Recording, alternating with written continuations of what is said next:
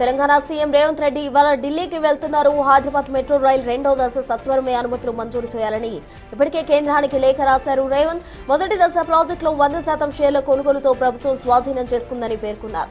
ఈ మేరకు కేంద్ర గృహ పట్టణ వ్యవహారాల మంత్రిత్వ శాఖ కార్యదర్శికి లేఖ రాశారు. రెండో దశ ఏ-బి భాగంలోని 7 మార్గాల డిపిఆర్లు ఆమోదించాలని లేఖలో కోరారు సీఎం రేవంత్ రెడ్డి.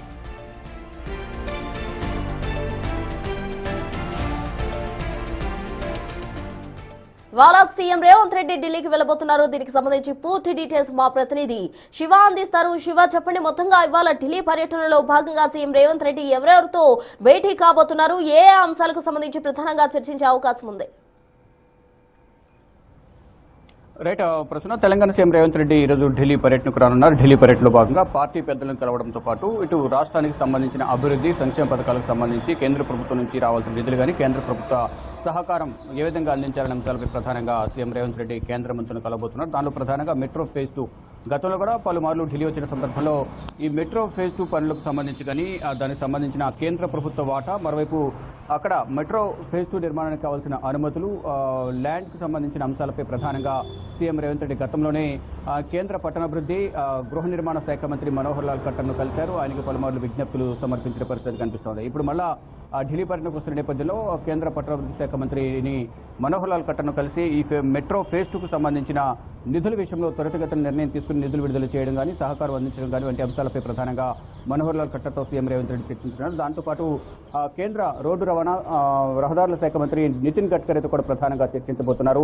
ఇది రీజనల్ రింగ్ రోడ్ అంశానికి సంబంధించి కానీ అక్కడ ఏర్పడే సమస్యలు కానీ దానికి సంబంధించిన అనుమతులు, వివిధ కీలక అంశాలకు సంబంధించి రోడ్డు రవాణా రహదారుల శాఖ మంత్రి నితిన్ గడ్కరీతో సీఎం రేవంత్ రెడ్డి భేటీ అయి సహకారం అందించాల్సిందిగా ఆయనకు విజ్ఞప్తి చేయనున్నారు. దానితో పాటు మరికొంతమంది కేంద్ర మంత్రులు కూడా కలిసే అవకాశం అయితే కనిపిస్తోంది.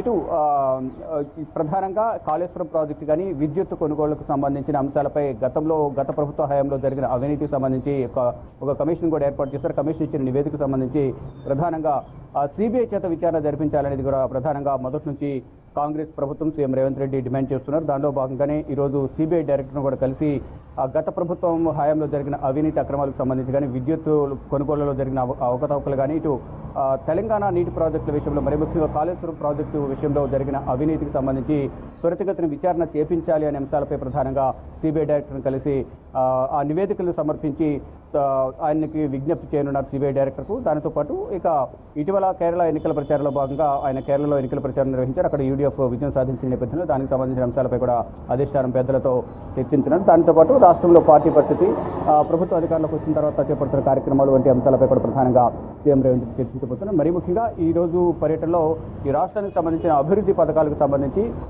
ఈ కాళేశ్వరం ప్రాజెక్టులో జరిగిన అవినీతికి సంబంధించి సిబిఐ డైరెక్టర్ను కలిసి అసలు ఏ విధంగా అవినీతి జరిగింది, ఆ నివేదికలో ఏమున్నాయి, నివేదిక ఎటువంటి రిపోర్టు ఇచ్చింది కమిషన్, ఏదో కమిషన్ వేశారో ఆ కమిషన్ ఎటువంటి నివేదికలు ఇచ్చింది, ఇటు విద్యుత్ కొనుగోలు అంశానికి సంబంధించి కానీ గత ప్రభుత్వంలో జరిగిన అవినీతికి సంబంధించి సిబిఐ చేత విచారణ జరిపించాలని ప్రధానంగా కాంగ్రెస్ డిమాండ్ చేస్తుంది. దానికి సంబంధించి ప్రధాన ఎజెండాగా ఈ ఢిల్లీ పర్యటనకు వస్తున్నట్టు తెలుస్తుంది. దానిలో భాగంగానే సిబిఐ డైరెక్టర్ను సీఎం రేవంత్ రెడ్డి కలవబోతున్నారు.